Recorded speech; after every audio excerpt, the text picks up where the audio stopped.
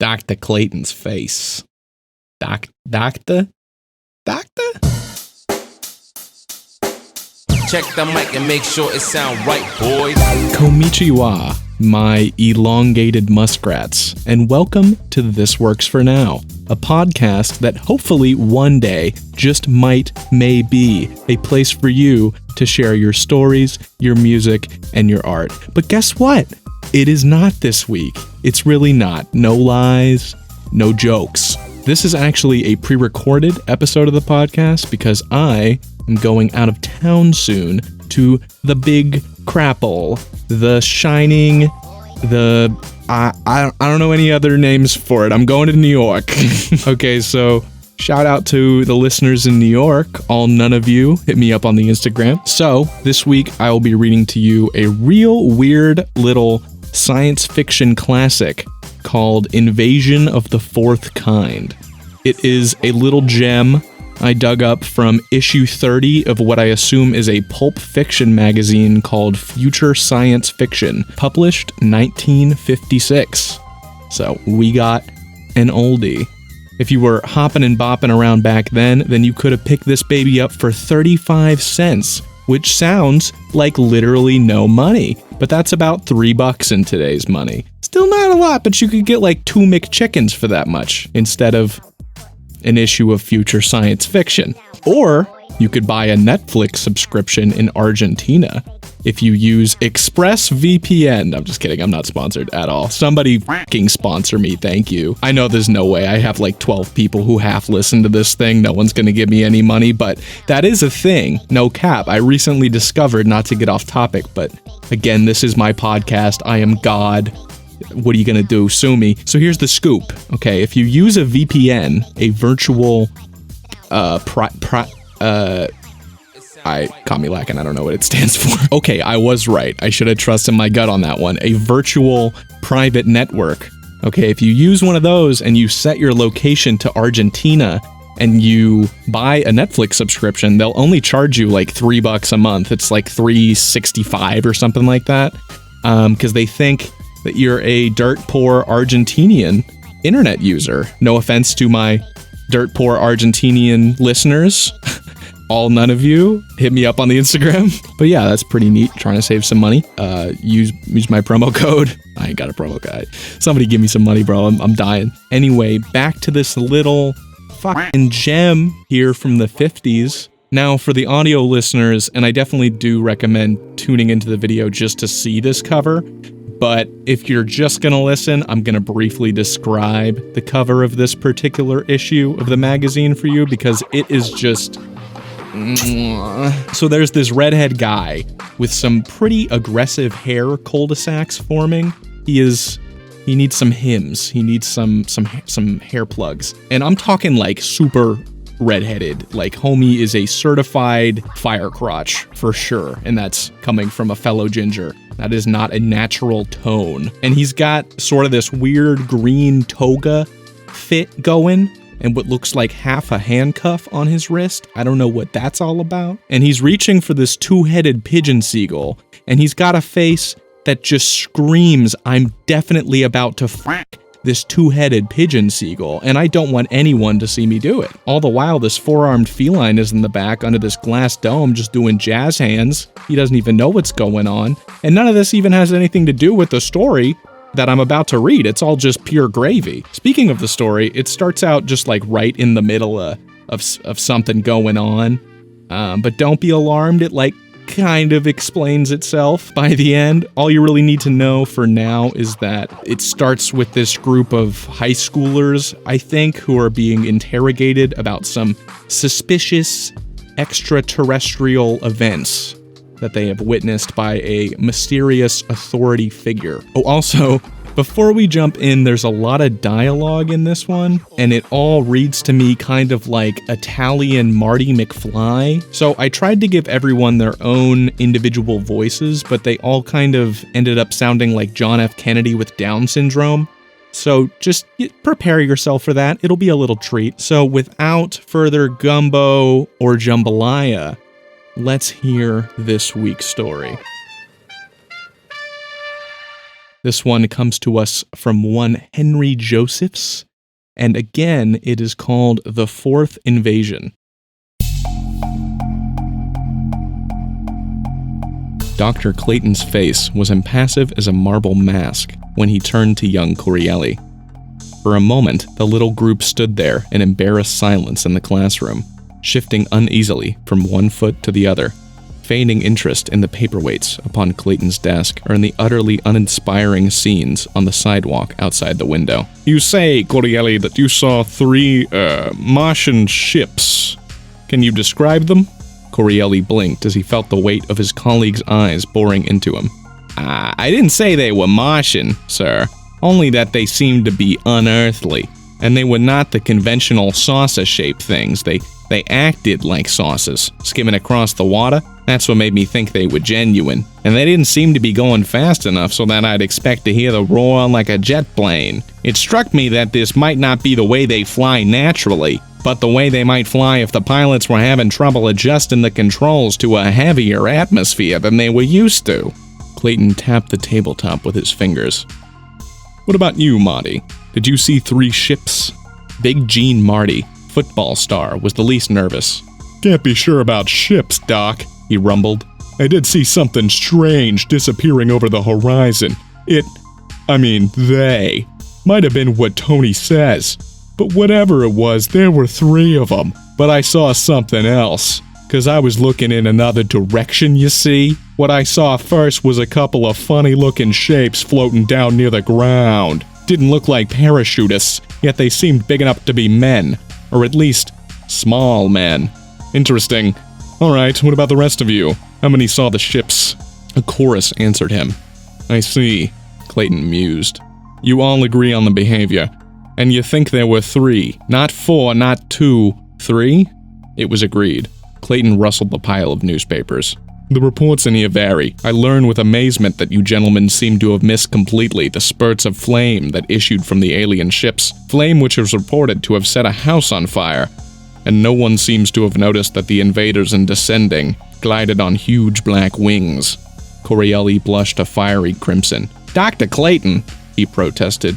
We aren't making these things up for popular consumption. We're just telling you what we actually saw, that is, what we saw looked like to us. Clayton nodded.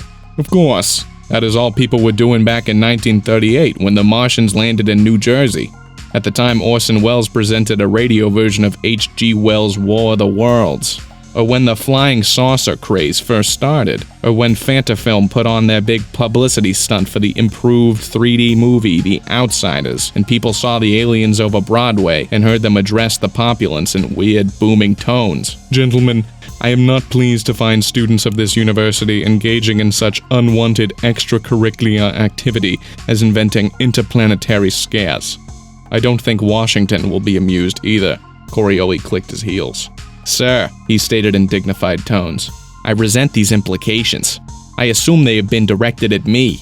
At no time have I talked about this to reporters or in any way engaged in what you accuse me of. If you want my resignation from this school, you may have it. Really? You think that an air of dignified innocence will undo the damage done? I am well aware of your experiments with the Y-wave, gentlemen, and it was on the Y-wave that the messages came. You may be interested to know that the number of lives lost, the property damage, the businesses lost due to the panic, have not been fully determined yet, but it makes the hysteria following the Fantafilm hoax look like very small potatoes by comparison. You may withdraw now, gentlemen. This affair will be discussed at greater length later, regardless of what the FBI decides. I have hoped that the main culprit would try to save unwitting accomplices from a measure of grief. That is all. The 7 students left Dr. Clayton's office in record time. Professor Elton rapped the table for silence. Gentlemen, he began. Dr. Clayton and I both extend our sincere apologies. He smiled wanly. Of course, that does not exonerate anyone from the charge of gullibility, but Harvey Gale's confession has been fully confirmed by the FBI, and you and this university have been cleared. The public knows now that your testimony helped lead to the facts in this case. To me, the most interesting feature of this business is the fact that Gale was able to pull off this hoax, despite the fact that the public had been talked to in 3 times before. The Orson Welles scare rode on a wave of war hysteria. The flying saucer craze followed World War. The Fantafilm hoax came when the world was still in dread of sudden bombings. But the Gale hoax? What can we call it but what is loosely known as the continuing gullibility of human beings? We trust that this demonstration you have just observed will help you to remember that while seeing may be believing, it's wise not to believe until it has been established just what you saw. In his private office, Dr. Clayton leaned forward over his desk. Or to be more exact, something that looked like Dr. Clayton leaned over the desk. The face was impassive as marble, but from out a slit in his chest, a pair of black antennae-like feelers were vibrating into a framed picture on the wall, from which the picture had been slid aside. Landing safely effected. Brief panic when several terrestrials sighted ships. All clear now. Full report containing details on last successful persuasion of Earthlings that Martians or other aliens are imaginary will follow. From the speaker beneath the desk came sounds of gasps, heavy breathing, then shuffling footsteps. Clayton pushed the picture back into place, then took off the skin-painted vest he wore with a flat box on the inside. He snapped a switch on the side of his desk. There.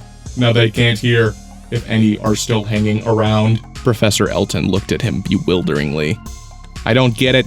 After all the risk we just went through to convince the public that there ain't no ghosts, as the old saying goes, you arrange to have the students hear you going into a report to the Home Planet Act, and you use a code they all know. What's the point in undoing it? Clayton nodded. It looks somewhat mad, doesn't it? Well, the psychology team was sure of the necessity. You see, more and more humans remained unconvinced each time one of these hoaxes are exposed. The unconvinced are sure that something fiendish is going on behind the surface, that the authorities, all kinds, from civil to scientific, are engaged in a vast cover-up. We can't prevent this belief. We don't know how to keep it from spreading. So, the alternative is to direct it. Elton nodded slowly. I can see possibilities along that line. But just what direction was this supposed to kind of bring about? Well, obviously, if a large-scale invasion from Mars is imminent, and that is the belief that we're all catering to, then it follows that the invasion hasn't already taken place. The two of us, and Harvey Gale, will disappear shortly, in one way or another, and gradually public cries for effective planetary defense will mount. And you already know who will direct that defense.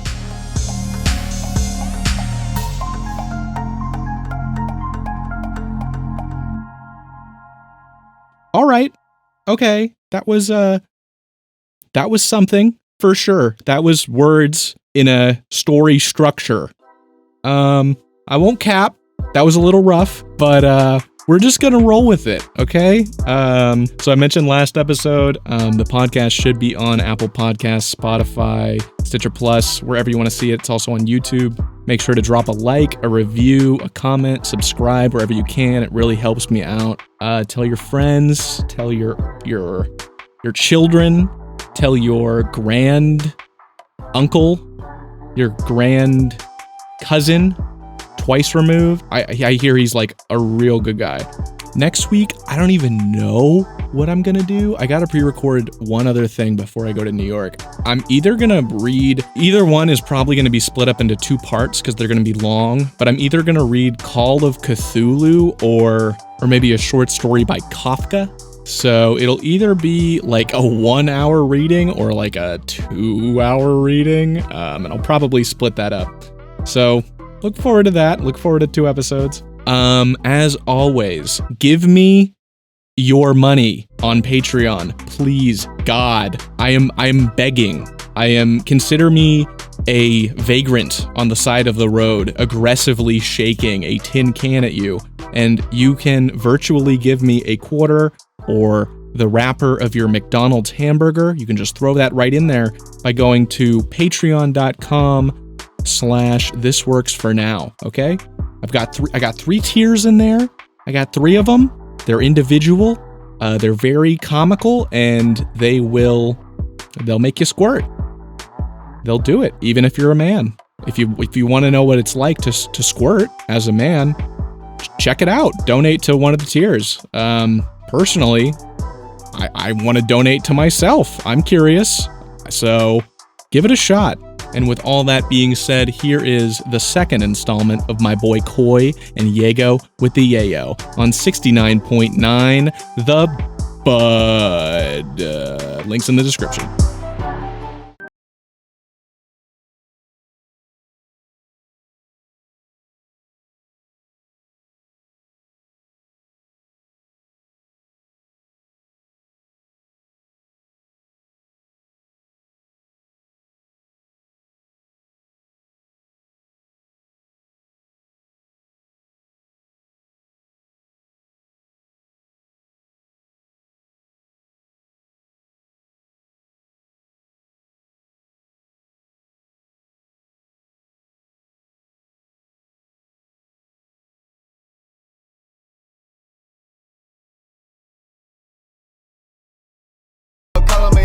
This is my style. Call up your bitch and she stay for a while. Bad bitches, they want my child. Bad bitches, they see me and giving me smiles. It's a Mile High Club. Smoking on reefer, we're smoking on my bud. Open a bottle of 42. Said it's paid for with my blood. Hey, you need to go. Hey, you need to go. I sell on my show. Made some Jello all over my toe. Rories at parties, you already know. My haters like, whoa. My haters like, whoa.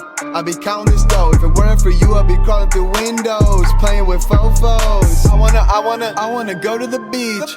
I wanna rest up in peace. Ride around town, hitting them donies. I want a car that take no keys. And we be fucking on low key. Hitting that pussy is so sweet. Wake up back with the broskies. Wake up at dawn with the nosebleed. Wake up at dawn. Me and my boys will be riding it dawn. Go to the bank and I make it withdraw. Snakes in the grass and I'm mowing the lawn. I wanna fly, I wanna glide. I wanna smoke us a tree and run on that side. I wanna ride on my bike, hop on the stool and hop in the mic. But she wanna hop on the pipe. She wanna get it for more than one night. She wanna ring on her finger with more than my life. She wanna f me tonight. I hop on a flight. Want it so bad so we did it on Skype. This is my life, ain't that a strife? Hey, you need to go, hey, you need to go. I sell on my show, made some Jello all over my toe. Rories at parties, you already know. My haters like, whoa, my haters like, whoa. I be counting this dough. If it weren't for you, I'd be crawling through windows, playing with fofos.